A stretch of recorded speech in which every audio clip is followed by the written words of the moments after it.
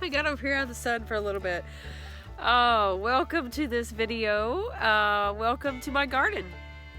I'm Chrissy from Up the Windy Lane, and I just had a chuckle because I found some more eggs out in the garden.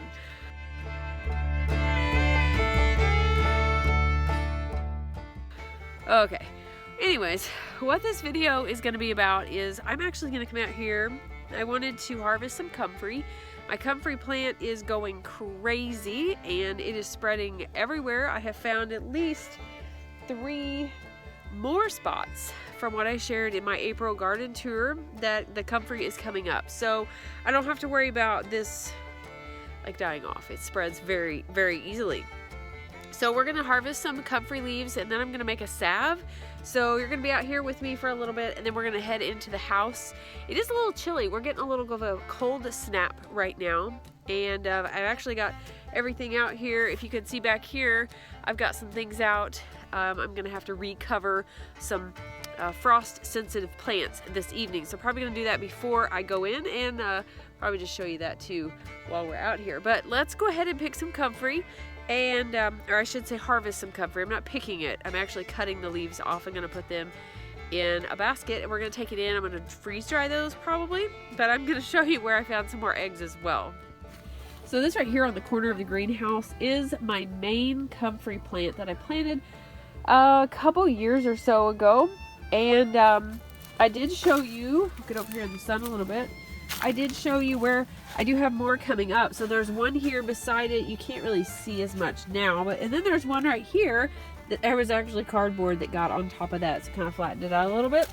But then I was looking and I have some eggs in here. So I'll have to take those in with us as well. All right, we're gonna see how this is gonna work. So I went ahead and put the eggs in here. Got a couple eggs, same chicken it looks like because they are both the same color. What I'm gonna do is you can see my comfrey plant is already blooming, which that's okay, but you can see how many blooms are actually on here. There's quite a few, and why this spreads so much because lots and lots of seeds. So I'm actually probably gonna cut some of these off on the side and let it flower up here on top, but I am gonna go ahead and cut some of these off just because I don't want, this will get out into my walkway and will take up a lot of room. But I want to harvest a lot of these big leaves like this and leave some of these smaller ones to get bigger, I guess you could say. So there's a lot, if you can look down here, there's just a lot of green and a lot of foliage down in here, and I would really like to open that up a little bit and get some better airflow. So I did I did cut this off. So what I'm gonna do is I'm just gonna go ahead and snip. Simba is sniffing you there at the camera. I'm just gonna go ahead and snip some of these off. And come on, Simba. Yeah, you don't have to be nosy in the way. Go on.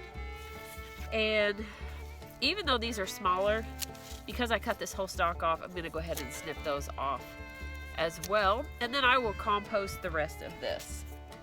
So these little ones here, I'm just gonna snip these off on the side as well. I just don't really want all the flowers coming out in the aisle. And I'm not really seeing where you have to do this or not. I think comfrey is pretty forgiving. You can actually see where on this one it looks like the chickens have been eating it. I didn't know that they would eat it, so I'm actually gonna put that in the compost bin or pile. But I'm just gonna get down here on the bottom and we're just cut some of these off. I do like to leave a stem. Now that one's gonna compost. That one's kind of dirty. And all these on the ground, I'm just gonna compost those. But there's actually quite a bit of growth in here. Now sometimes what I will do is, let me get one right quick. This one's not a great example because I'm not gonna probably keep that. But sometimes I will run a needle and thread through the stem, and I will actually hang these up in the house like that. You can also gather them together in a bundle as well. So that is an option, and hang them that way. You can also freeze dry them, which is probably what I will do, and you can dry these in a dehydrator. So how many do I have here? I have 5. So if I was going to hang these up in a bundle, I would probably do about 6 of them and then tie them together and hang them up somewhere out of direct sunlight. That way they can dry. And I think they take about maybe 3 to 4 days to dry, and they should keep this nice green color and just be nice and crispy.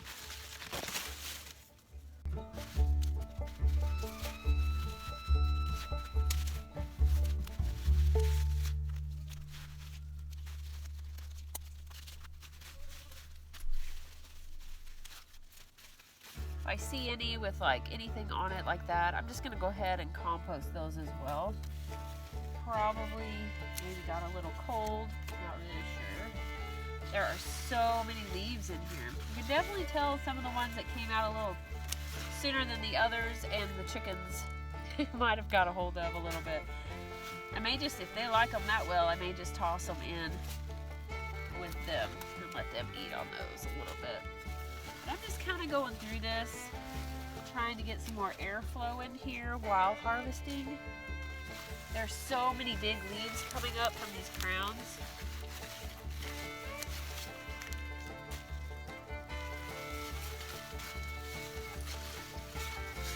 The plant itself is really pretty. I love the blooms. So like this one over here, I'm gonna get rid of because it's actually laying down over in some of my golden seal. So I'm just gonna clip those off. I don't need those, but I can keep the leaves.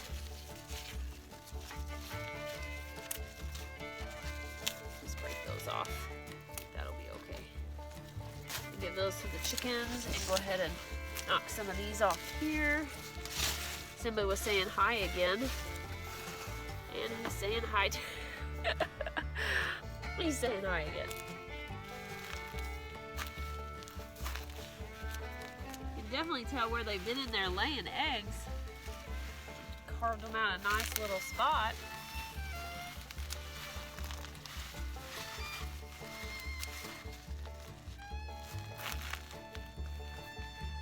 Yeah, you can definitely tell that this is the main plant because it has much bigger leaves. Simba's saying hi again. So this is definitely the main plant because it has much bigger leaves. The two over there, they do have blooms and everything, but you can tell they're a smaller plant just because or a younger plant, I guess I should say. Their leaves are just not as broad and as long as this one here that came up before those. All right, there's another one that I am going to give to the chickens. And just trying to really thin this out so that it gets plenty of airflow. And just kind of clean it up a little bit. If there's any like literally laying on the ground, I'm just grabbing those and getting rid of those. But I am going to go ahead and harvest these other ones that are kind of hanging out, and I'm going to cut them completely off because I really don't want them everywhere in the garden. So it definitely will travel well. All right, so I got quite the little basket full of comfrey leaves. This is my little compost. Actually, I'm going to feed that to the chickens, but I was going to show you. So right here is the corner where this big, like, I guess you could call mother plant is. I don't really know. This is my main plant. And then right across this aisle, that is actually a little comfrey plant coming up. I did take some off of it. Now, if we move right over here, there's another one coming up. And then if we move down here a little bit, another one coming up. And then over here on the corner, you guessed it, another comfrey plant. Now this one actually had a bloom that came up, and I did cut that off and harvested some of the leaves because I really don't need a plant coming up right there. So I got these seeds from Strictly Medicinal, I think. I can't remember. Or that's the brand of the seeds. It is an organic comfrey. A friend of mine actually planted this same kind or exact same seeds, and she's had the same issue. It really just goes everywhere. So when you plant it, you definitely need to make sure that you plant it where you want it or kind of want to keep it, because it does travel, and so you're gonna have it for quite some time. All right, let's go ahead and get all these with one hand and hold the camera with the other. Most of them anyways. We'll just go ahead and take them over there to the chickens and see if they actually do like them still. So I have a net over the top of this because they like to fly everywhere. Just gonna toss those and see. They might like them. Probably trying to check out what it is. Okay, so before I go back in, we're gonna go ahead and cover this stuff back up so I don't forget, because I probably will. I would probably forget to come back out here and cover all this up. In my luck, there'd be a frost tonight for sure, and it would kill all my frost sensitive plants. So let's go ahead and do that really quick.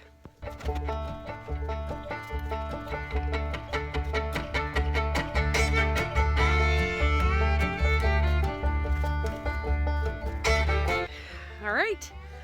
Now that we have everything, I think, covered back up, we've got our comfrey leaves, and I gave the rest to the chickens. We're gonna go in and make some salve out of some that I had already dried and get this ready to dry in the freeze dryer. Might as well grab the other 2 eggs that are in the coop since I already have these 2. I think there was a couple more in here from earlier. Yep, there is still a couple in there, and I think that's it. I've never made this Comfrey Salve before.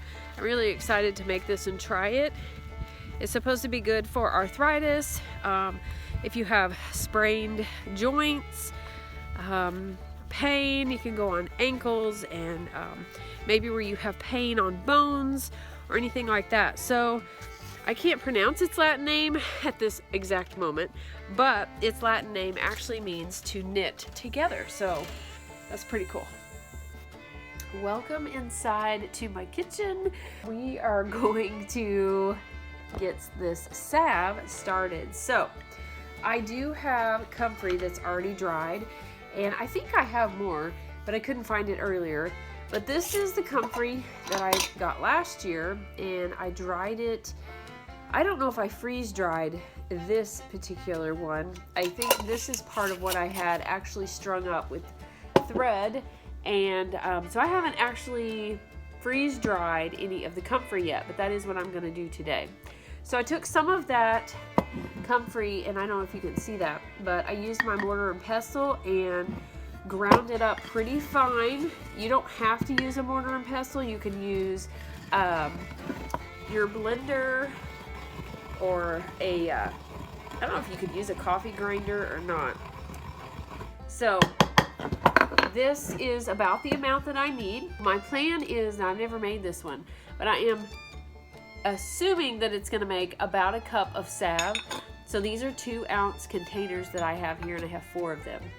So I'm just gonna make sure, and I'm gonna go ahead and weigh this as I go, just to make sure that I do have the right amount. But comfrey, you're supposed to have 0.1 ounce. So it's not, it sounds like a tiny amount, but I mean, it's a good amount for a cup of, I don't know, maybe a couple tablespoons of ground comfrey powder. So there's that. Now, this, I know, this looks kind of dirty. It is a little bit, but it's from wax, so it'll be okay. It's actually from beeswax whenever I was rendering down my beeswax that I got out of my hive. I do have beeswax pestles. These are, I think that's what they're called. Anyways, it's organic beeswax, and they're like in little pellets. Maybe it's beeswax pellets. I have no idea. Anyways, so this is what I had, and I'm going to use this before I use my actual beeswax, because this I've had longer. So you need 1 ounce of beeswax. So we're gonna put in 1 ounce of beeswax. Whoop! Okay. There we go. Maybe take a little bit of that out. Got a little over. I mean, I don't think it's gonna make that much. Okay, there we go. It wasn't that much.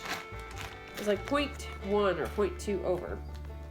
So there's our beeswax. And then the recipe says to then pour olive oil in this. You're not actually going to measure it, other than you're going to pour it up to the 1 cup mark with the beeswax already in there.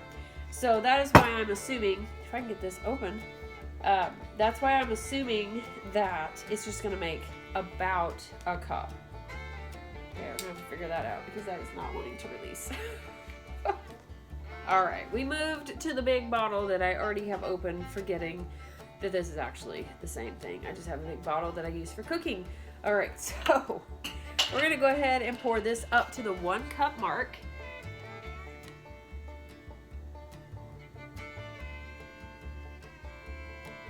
Alright, grab that lid. Then, as I don't have it ready, but I'm going to get a pot of water, and this is going to be a double boiler, and we just want the beeswax to melt. While we're waiting on the water to heat up, because I didn't think about that when I came in, I'm going to go ahead and clean this Comfrey off and lay it here on a drying mat. And then I have my trays out and my freeze dryer, and I have it on, so it is cooling down, and then I can go ahead and get those in there. These probably will not take very long at all. I mean, they might even possibly be done this evening, or like, no, maybe not this evening. It is 6 o'clock here now. But, I mean, they will be for sure done tomorrow.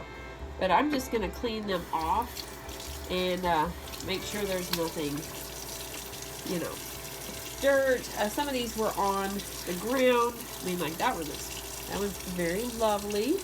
But there are sometimes, like, I don't know if you can see that, but like little spiders on it. And I really, while I don't think that's going to hurt, you know, in the freeze dryer, I would just rather not have little spiders, you know, in my salve or anything like that. Now, Comfrey is one of those that they suggest you do not ingest. So this is just for topical use only. That is the only way that I'm going to use it, is topically.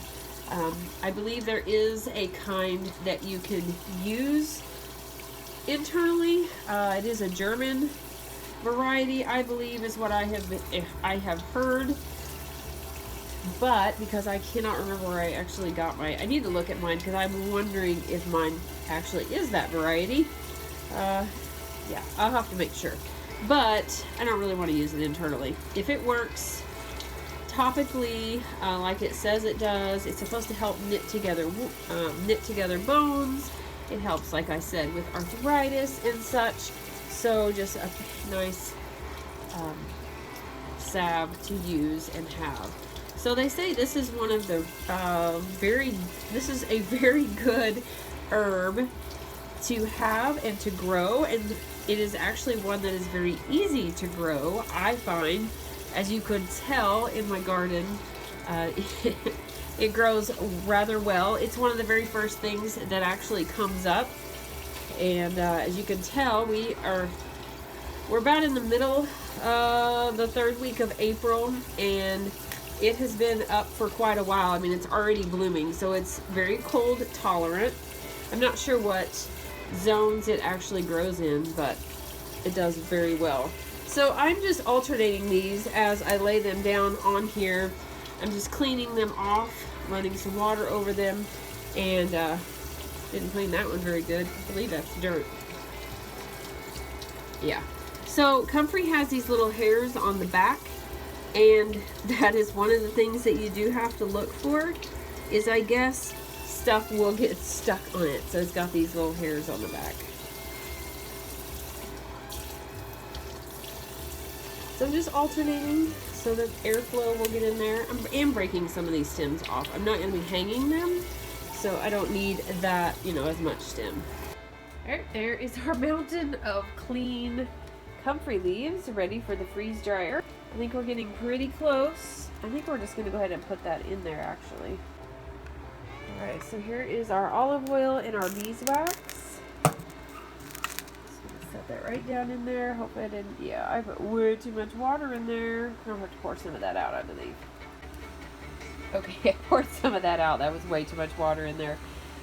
Alright, so now we have a good amount of water, and we're just going to wait for that to melt. And once that's melted, we get to add our comfrey powder and watch our salve turn a beautiful green color. I brought my freeze drying trays over here because while I wait on the beeswax to melt, I'm gonna go ahead, cut these up a little bit and put these on the trays because that should be ready here in just a few minutes. So I probably could do these whole, but I mean, they wouldn't fit on here as well. So I'm just going to cut these up. I'm going to be powderizing them anyway, so it's not gonna matter. So we're just gonna cut all these up. They're gonna fit much better on these trays.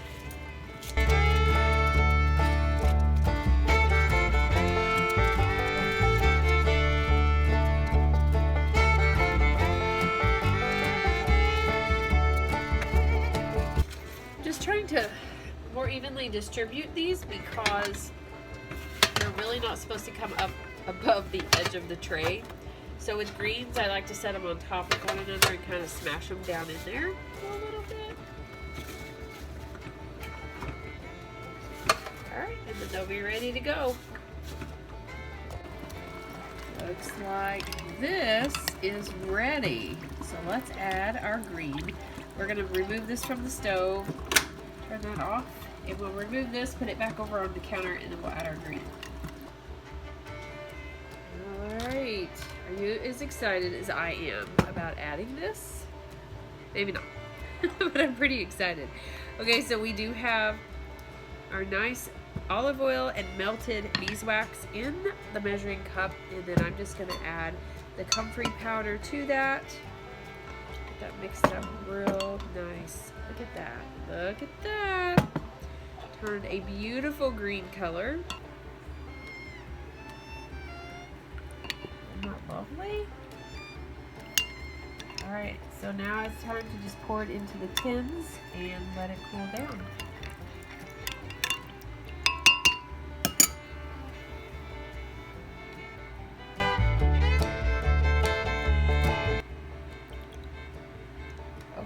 I was wrong about that because I do need some more. Alright, I found a 4-ounce tin that I'm going to use. I'm hoping maybe the rest of this will fit in here. Please fit, please fit. Perfect. And a bunch of the green. So this one is definitely going to have a lot of green in it because it got the last of it. I'm hoping that next time, whenever I make it, the powder will be finer. As you can see, this is settling at the bottom, which is fine. We're going for the medicinal purposes anyways, not necessarily the looks of it. So this was ground with my mortar and pestle and not like a blender or anything like that. So I'm hoping the next time when I make some, it will be finer and maybe it will mix a little bit better. The freeze dryer is ready, so I'm going to add those and get that started. I hope you enjoyed this video. I love learning how to do all this stuff, and you guys are helping me actually learn to do this stuff because I'm having to come up with content, or it's helping me not to procrastinate and to actually get this done. Instead of just harvesting the comfrey and bringing it in and drying it, I can actually bring it in, dry what I brought in, and use what I already had and make something with it. And so I'm really excited to try this. Now if you're like me, these tins I actually got for Christmas because I always ask for practical gifts that I would just really like to have that I just may not buy myself. And a fruit press was one of them, a juice press. And so I'm going to be using that at some point, probably with herbs, probably not with fruit. But I'm really excited to use that. But these tins were one of my Christmas gifts that I asked for, but that's just how I roll. So I hope you enjoyed this video. Be sure to like and subscribe, and don't forget to be lovely lights today.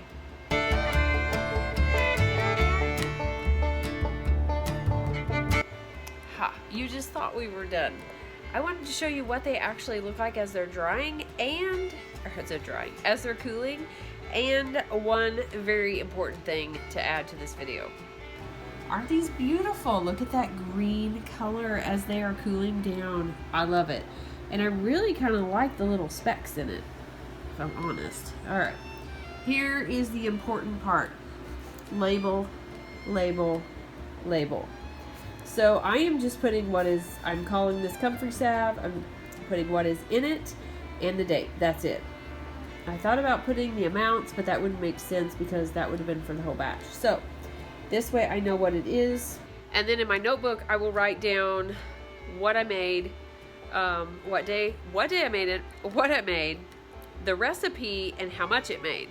So that way I will know next time if I want to do in large tins, small tins, or whatever I want to do. So that was a little add-on, and I'm really excited about this.